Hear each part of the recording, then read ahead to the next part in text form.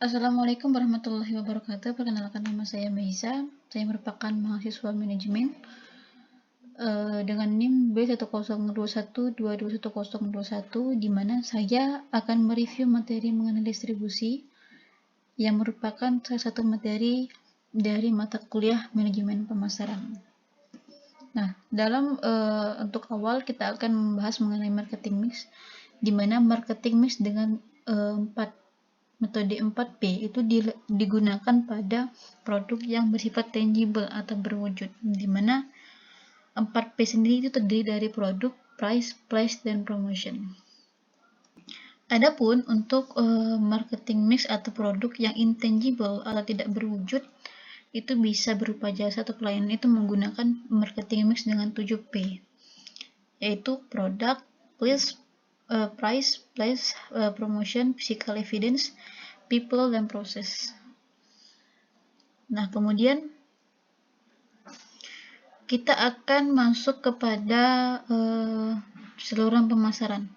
Nah, pada bagian ini saya tidak ada masalah atau sependapat dengan pengertian saluran pemasaran, tetapi pada bagian ini itu merupakan materi yang sedikit kurang, di mana pada materi ini langsung membahas mengenai saluran pemasaran, sedangkan tentang penyaluran atau distribusi tidak dijelaskan, kemudian kebijakan penyaluran tidak dijelaskan, di mana langsung ke saluran pemasaran. Nah, kita akan membahas mengenai saluran distribusi atau penyaluran, di mana distribusi atau penyaluran merupakan kegiatan pemasaran yang berusaha memperlancar dan menyampaikan barang dari produsen ke tangan konsumen.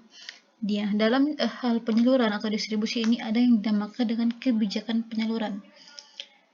Kebijakan penyaluran itu merupakan suatu kebijakan pemasaran yang mencakup penentuan saluran pemasaran yang terdiri dari marketing channels atau saluran pemasaran dan distribusi fisik atau physical distribution. Nah, nanti baru kita membahas mengenai saluran pemasaran. Nah, saluran pemasaran itu sendiri merupakan serangkaian organisasi yang saling tergantung dan terlibat dalam proses untuk menjalani produk atau jasa siap untuk dikonsumsi. Jadi, saluran pemasaran merupakan serangkaian organisasi yang membantu dalam terlibatnya kegiatan penyaluran. Kemudian ada yang dinamakan dengan distribusi fisik atau physical distribution, di mana semua kegiatan yang berkaitan dengan pemindahan produk-produk yang tepat dalam jumlah yang tepat itu ke tempat yang tepat dan pada saat yang tepat. Berarti distribusi fisik itu pemindahan produk yang tepat dengan jumlahnya yang tepat ke tempat yang tepat dan pada saat yang tepat. Berarti mengenai apa, berapa, di mana, dan kapan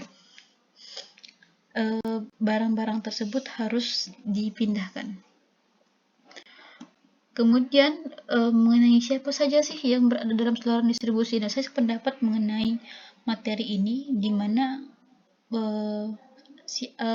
siapa yang berada dalam saluran distribusi itu. Yang pertama ada pedagang besar, kemudian ada agen, ada pedagang eceran, ada cabang penjualan perusahaan, ada perwakilan perusahaan, ada distributor industri. Kemudian fungsi anggota saluran pemasaran itu ada informasi, kemudian ada promosi, negosiasi, pemesanan, pembiayaan, pengembalian risiko, pergerakan produk fisik, pembayaran dan hak milik. Nah, kita akan membahas lebih detail mengenai fungsi anggota saluran distribusi.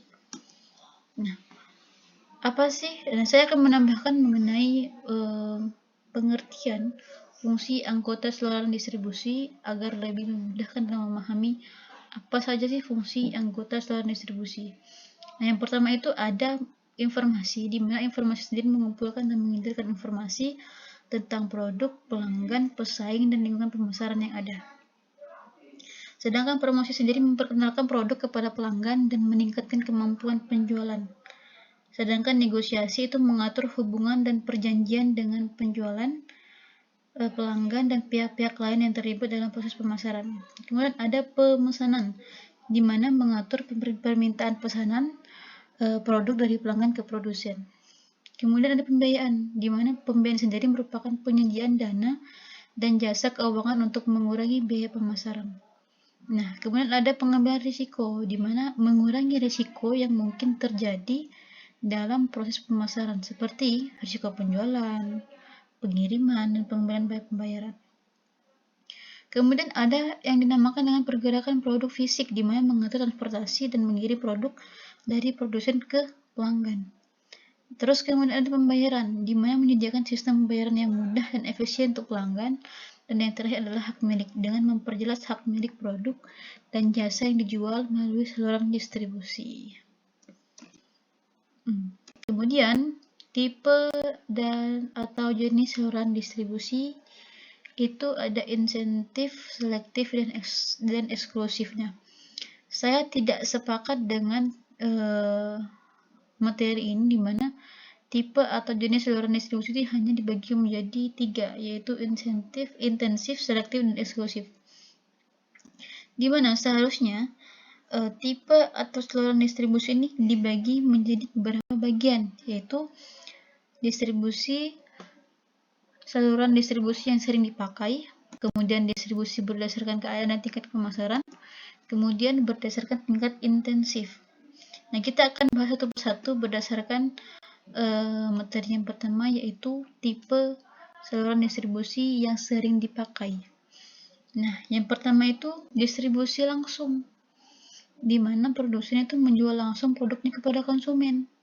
Kemudian distribusi semi langsung, di mana produsen itu menggunakan pihak perantara untuk membantu menjual produk kepada konsumen. Misalnya, penerbit buku yang menjual buku melalui sales. Nah, kemudian yang ketiga, yang dia terakhir, yaitu saluran distribusi tidak langsung, di mana produk itu diteruskan melalui beberapa pihak perantara, seperti dari produsen ke pedagang besar, kemudian ke pengecer, baru kepada konsumen akhir. Nah, contohnya itu produk minuman yang diteruskan dari pabrik ke pengecer, kemudian baru ke konsumen. Itu contoh dari tipe saluran distribusi tidak langsung. Jadi untuk saluran distribusi yang sering digunakan itu dibagi menjadi 3, langsung, semi langsung, dan tidak langsung.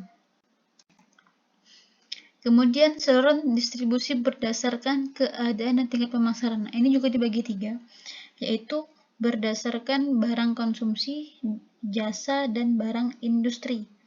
Di mana saluran distribusi berdasarkan konsumsi itu merupakan distribusi barang yang produknya diteruskan kepada konsumen umum melalui perantara. Misalnya minyak goreng diteruskan dari produsen ke konsumen. Nah, untuk distribusi jasa itu produk diteruskan kepada pemakai jasa melalui perantara. Misalnya layanan perkuliahan diteruskan dari universitas ke mahasiswa. Kemudian ada saluran distribusi barang industri, di mana barang industri itu yang produknya diteruskan kepada pemakai industri melalui perantara. Misalnya apa? Bahan baku kertas yang diteruskan kepada dari produsen kepada pabrik kertas, seperti itu. Kemudian tipe saluran distribusi berdasarkan tingkat intensif. Nah, ini baru membahas mengenai distribusi intensif, selektif, dan eksklusif. Gimana saluran distribusi intensif ini merupakan strategi yang dilakukan dengan membuka outlet tersebar sebanyak-banyaknya, di mana tujuannya itu untuk apa? Menembus pasar sebanyak mungkin. Nah, di mana ini biasanya digunakan untuk meningkatkan kesadaran produk. Nah, contohnya apa? Contohnya itu minuman yang sering kita jumpai di supermarket. Nah, itu outletnya itu tersebar di mana-mana, sehingga masyarakat itu kenal akan produk tersebut. Contoh lain seperti pompa bensin, toko obat, atau tempat lainnya. Nah, kemudian yang kedua itu saluran distribusi selektif. Nah, di mana distribusi ini hanya di lokasi yang spesifik. Nah, biasanya diaplikasikan untuk pemasaran produk tertentu saja. Kita ambil contoh nih, Gucci. Mereka itu hanya menjual atau mendistribusikan produknya pada toko-toko milik mereka sendiri. Ataupun mereka itu memilih beberapa mall atau departemen store untuk menempatkan produknya. Yang pasti itu hanya pada lokasi tertentu saja. Kemudian saluran distribusi eksklusif. Nah, strategi ini itu membatasi jumlah outlet di mana brand-brand mewah, biasanya itu hanya untuk brand mewah itu eksklusifkan rilis koleksi spesial hanya tersedia di lokasi atau toko tertentu saja. Nah, barang atau produk yang tergolong eksklusif ini dapat diprioritaskan karena distributor atau distributornya itu terbatas. Nah, terus beberapa distributor itu dapat menyoroti produk eksekutif di iklan, toko, dan koran.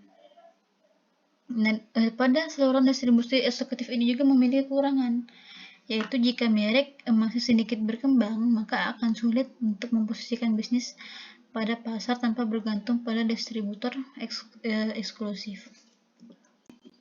Nah, kemudian ada motivasi anggota saluran, itu ada coercive power, ada reward power, ada legitimate power, ada expert power, dan ada reference power. Nah, saya sependapat mengenai motivasi anggota saluran di mana ada 5 seperti yang tertera pada layar PowerPoint ini, di mana saya akan menjelaskan lebih rinci mengenai 5 motivasi ini. Nah, yang pertama itu ada coercive power, di mana produsen itu mengancam untuk menarik sumber daya atau menghentikan hubungan jika anggota saluran tidak mau mengikuti perintahnya. Terkesan seperti otoriter. Nah, kekuatan ini tuh kadang efektif, tetapi penerapannya menghasilkan tindakan dapat menimbulkan konflik sehingga menyebabkan anggota itu tidak mengikuti perintah yang diperintahkan oleh produsen. Kemudian ada reward power dengan memberikan penghargaan atau peluang untuk anggota yang berhasil. Nah, kekuatan ini dapat membuat anggota itu jadi lebih terpantas atau termotivasi untuk mencapai tujuan yang ditetapkan oleh perusahaan atau perusahaan itu sendiri. Kemudian ada legitimate power, di mana menggunakan kekuatan yang berasal dari posisi atau statusnya sebagai produsen. Nah, ini dapat membuat anggota atau saluran lebih terpantas untuk mencapai tujuan yang ditetapkan. Kemudian ada expert power, di mana produsen itu menggunakan kekuatannya berasal dari keahlian atau kepemilikan ilmu yang lebih besar dari anggota saluran. Kekuatan ini tuh dapat membuat anggota saluran itu lebih pantas untuk mencapai tujuan yang ditetapkan. Kemudian ada referent power, di mana produsen itu menggunakan kekuatan yang berasal dari hubungan yang terbuat dari kemampuan anggota untuk membuat anggota saluran lainnya itu mengikuti perintahnya, di mana kekuatan ini dapat membuat anggota itu jauh lebih pantas untuk mencapai tujuan yang ditetapkan. Kemudian ada perkembangan sistem saluran distribusi, ada vertical marketing system, horizontal marketing system, dan multi-channel marketing. Nah, saya setuju dengan materi mengenai perkembangan sistem saluran distribusi ini, di mana kita akan membahas mengenai vertical marketing system, yaitu terdiri dari produsen, pedagang besar, dan pengecer yang bertindak sebagai satu sistem yang menyatu, jadi saling keterkaitan. Kemudian ada horizontal marketing system, 2 atau beberapa perusahaan yang tidak berhubung menggabungkan sumber daya atau program untuk memanfaatkan peluang pemasaran yang sedang berkembang. Kemudian yang terakhir itu ada multi-channel marketing. Terjadi apabila satu perusahaan itu menggunakan 2 atau lebih saluran pemasaran untuk menjangkau satu atau beberapa segmen pelanggan. Nah, itu merupakan review saya mengenai distribusi. Saya akhiri dengan wabillahi taufiq wal hidayah. Wassalamualaikum warahmatullahi wabarakatuh.